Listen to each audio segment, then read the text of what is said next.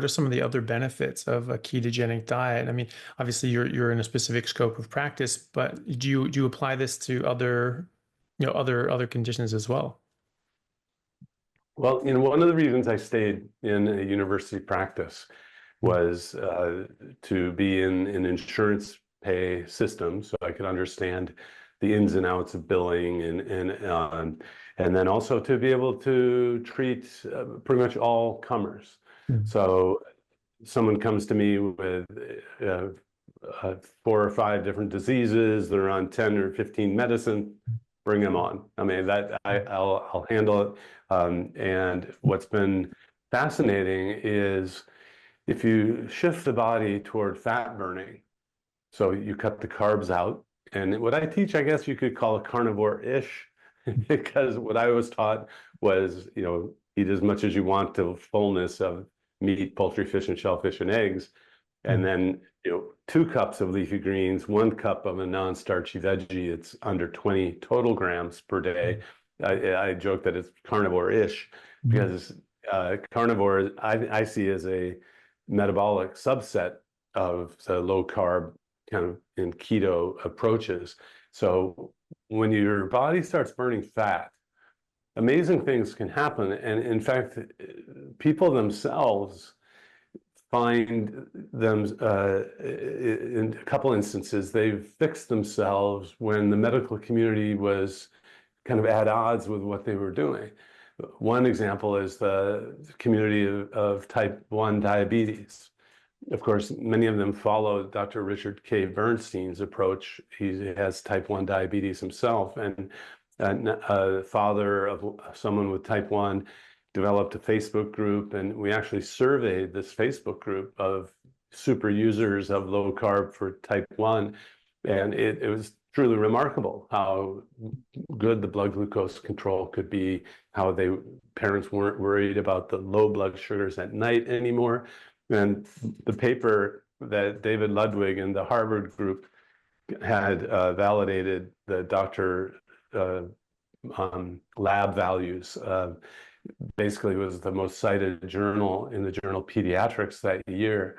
So the type 1 community figured this out. The McArdle disease is a even rarer, or well, type 1 I would say isn't rare, but McArdle disease is a kind of glycogen storage disease, meaning the body has trouble storing glycogen, making it, and so storing sugar. So for years, for the last 50 years, the medical experts would say, wake up the children at night and feed them sugar, feed them starch, because they can't store sugar. And so I met 4 individuals with McArdle at a meeting. One of these, it was a Society of Metabolic Health, the Low Carb USA meeting in San Diego. And I said, get up and tell your story. And they found that they could now walk up mountains where before they would feel exhausted after walking 50 feet. One of the people told me the story, she would pretend to tie her shoe when really she was just exhausted. She'd pretend to window shop because she was just exhausted. One of the gentlemen told me that he ran for a train and had rhabdomyolysis, had total muscle breakdown with CPK elevation, kidney failure, hospitalization. That was totally transformed when they didn't eat carbs. Now, they didn't know it, but what they were doing is shifting their body to fat utilization, fatty acids and ketones. And the muscles love to run on fatty acids and ketones. It was the medical and even research level fixation and belief that the muscles needed glycogen and needed to store it, that they were actually giving the wrong advice and developing, this is what happens with type 2 diabetes. Eat more carbs, take my medicines, right? It's not the only time, but it's one of these things that the medical world had no answer for, and these people figured it out. Plus, the story continues. One of these people wrote a case series on it, and I helped them get into literature. And then now the world's experts on McArdle have shifted, and they're studying low-carb keto diets.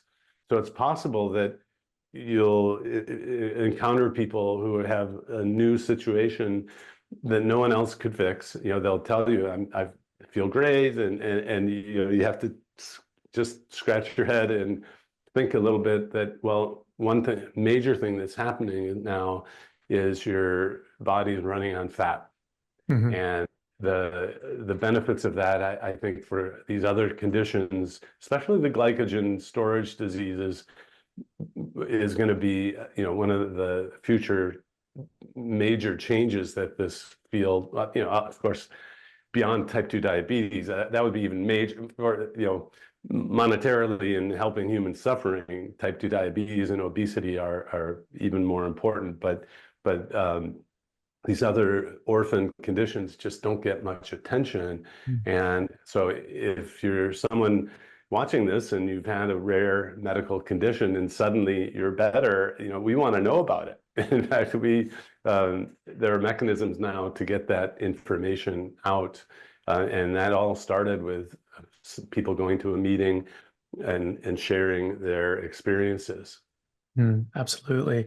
Yeah, you mentioned Dr. Volek before. I mean, he published the FASTER trial in 2016, where he looked at elite athletes on a ketogenic diet, and they'd been on a ketogenic diet for 9 months to 36 months, average 20 months. So they're very keto adapted, and they looked at exactly at that, at what their muscles were using, and they found that they were still oxidizing fat. You're using fat oxidation for their muscles at over 90% VO2 max. And so this is the old rumor that to be an elite. That's supposed to happen. Yeah, exactly. That's Yeah. supposed to happen. Yeah. And but now he's showing that it is. And so obviously and so that it makes perfect sense with people with McArdle syndrome when they're not at 90% VO2 max. However, they could be. And so that's obviously going to cover them throughout their normal daily life.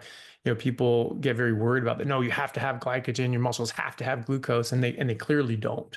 And it's very important to show that. Although for decades, the teaching, if you were going to run, was that you carb load the night before, right? So Yeah. having Professor Tim Noakes Mhm. recant, basically in the movie Serial Killers, Mhm. Cereal, he Yeah. rips out the chapter and says, I was wrong, and you could run on fat for fuel. Uh, Again, was even today in my area, people, well, I'm going to go on a marathon. I have to carb load the night. No, no, no, no. And the ultra marathon champion is a low carb guy, but most ultra marathoners still are in the old view of eating carbs, and but yeah,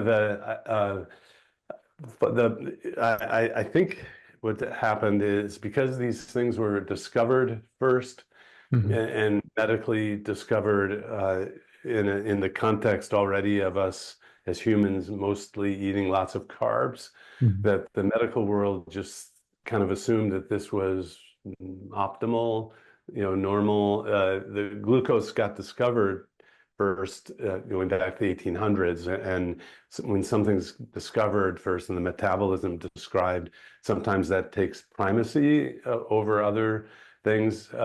I've become kind of not begrudgingly, but very slowly into that area now, where I do think that metabolically things work better if fat and ketones are the main fuel, the primary fuel. And even you go back to Dr. Atkins' time, he had a slide. I remember he said, fat is the backup fuel. And even he had that sort of bias toward carbs being first.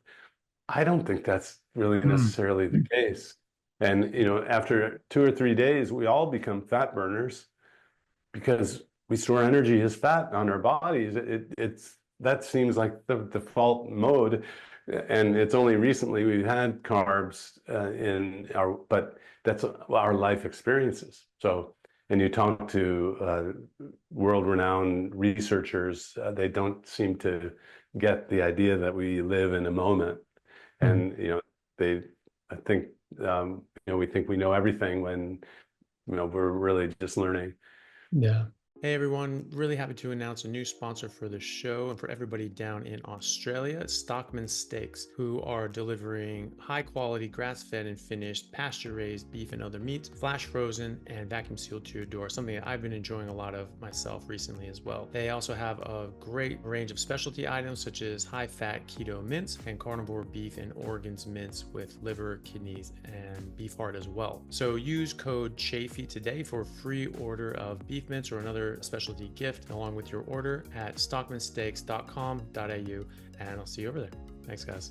Yeah, well, we thought the Earth was flat for a while too. That one didn't age so well, and I don't think this one will either. I totally agree with you. I think that the reason that we call the carbohydrate metabolism as a fed metabolism is that's why there was the terminology when I was taking biochemistry, and then ketogenic metabolism as a fasting metabolism, and this is when you're lost in the desert and your body's just trying to survive. That only makes sense if everybody's just eating carbs all the time. By the time we were able to look at biochemistry at a molecular level, everyone was eating carbohydrates. So he said, oh, when you eat, it looks like this, and when you don't eat, it looks like this. It's normal to have a glucose rise after a meal. Yeah, exactly. Right? Oh, and then insulin rises normally, and that just drives energy in a cell. This is a normal process, ignoring the fact that insulin affects hundreds of other physiological processes in your body, and those are really important to keep in balance. And also that ignoring the fact, maybe not understanding the fact then that when you eat anything at all except carbohydrates, it also looks like you're in a so-called fasting metabolism. And I think that's starting to come around now. In fact, my niece she's pre-med and she's taking or just took biochemistry. And she said, Uncle Anthony, like they don't call it a fed metabolism. They call it a carbohydrate metabolism and a non-carbohydrate metabolism, at least at University of Washington. And so that's good. That's a bit of progress. But I agree. I think that all of our heavy machinery biochemically comes to bear when we're in that so-called fasting metabolism, that ketogenic metabolism, which I would argue looks to me as if it's our primary metabolic state. And that seems to be the metabolic state of most animals in the wild. They've tested the blood of lions and wolves. They're in ketosis. Even 70% of animals species are carnivores. And so they're getting fat and protein as their main fuel source. But even herbivores that eat fibrous foods, they don't break that down for their constituent glucose molecules. The bacteria and protozoa, the microorganisms, eat that and as a byproduct make short chain fatty acids and die off and make protein. And so they're still getting fat and protein as well. So I think that we're looking at this. Well, no, carbohydrates are our main fuel. I guess we're thinking that we're more akin to hummingbirds than we are to any other form of life, and we just need sugar all the time. But I would disagree, and I think that when you see so many people's health improve when you just have that shift, that metabolic shift, I think that speaks to this being a more of a primacy state. Well, but this is all testable.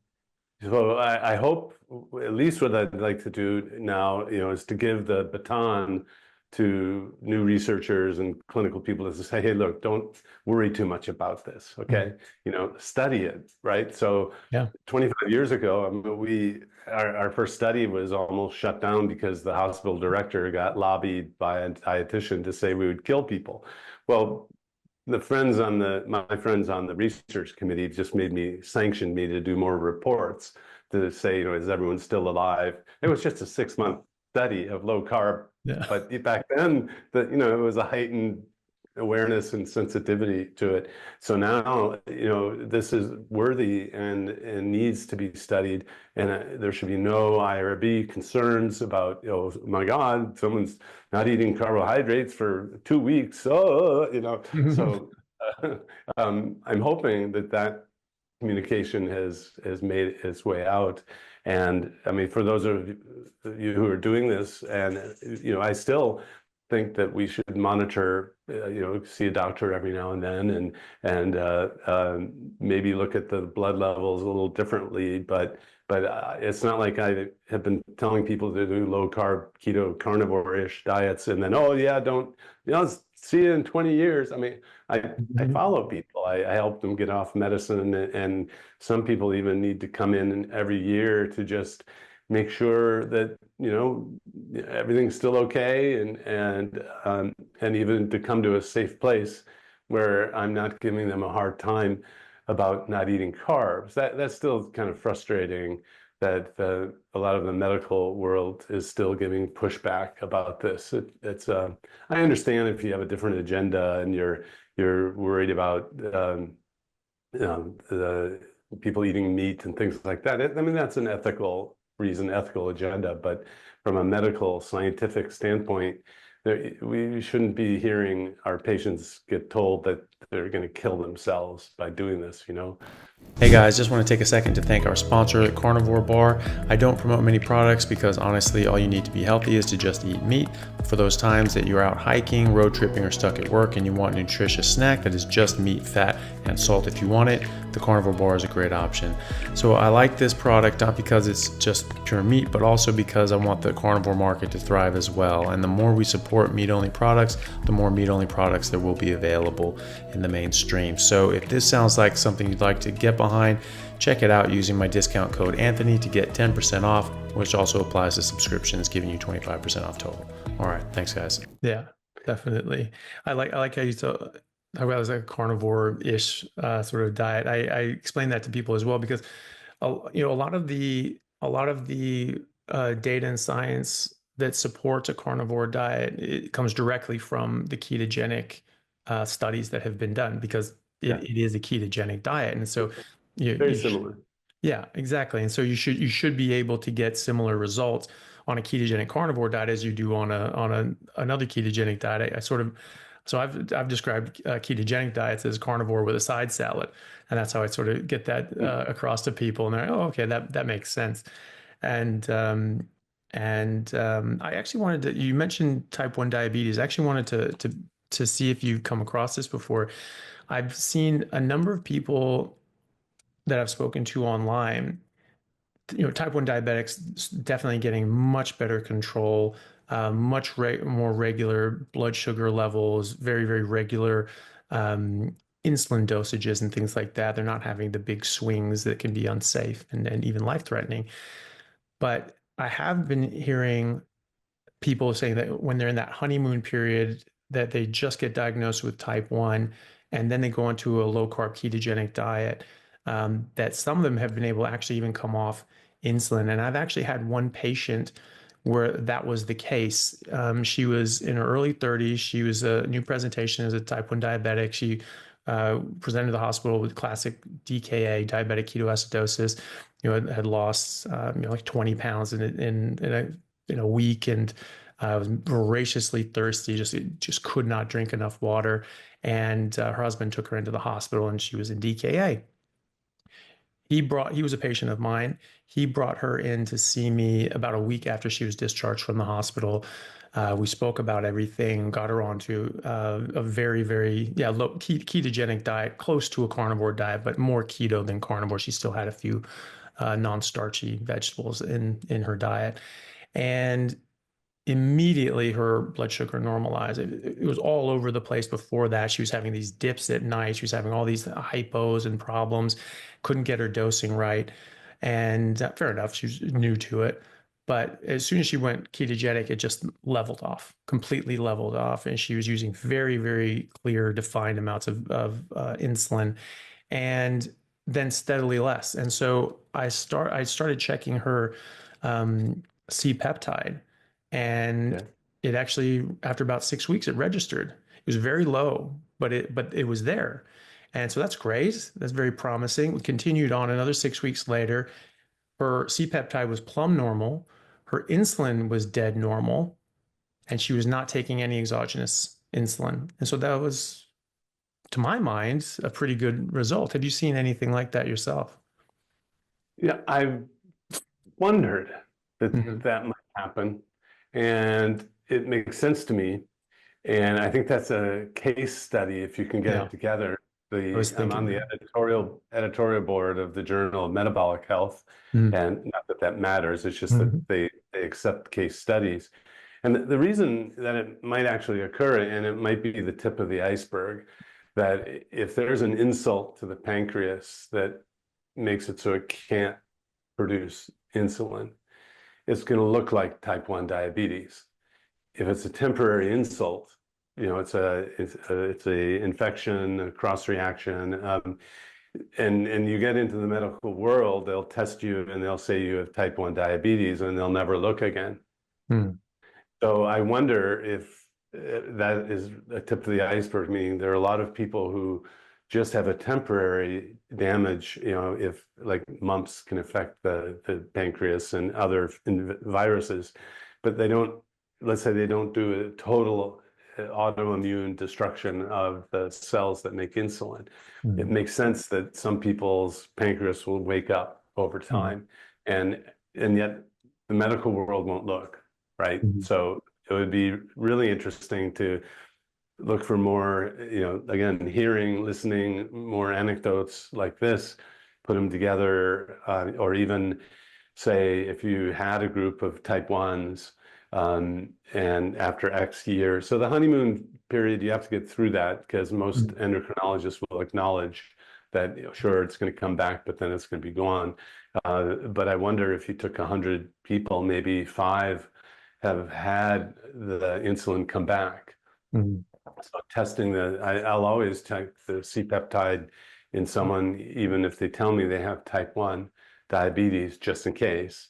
And what's interesting, over time, I've been to meetings where the story was, middle age, my wife came down with type 1, and so then the husband came down. I mean, mm, the history was infectious.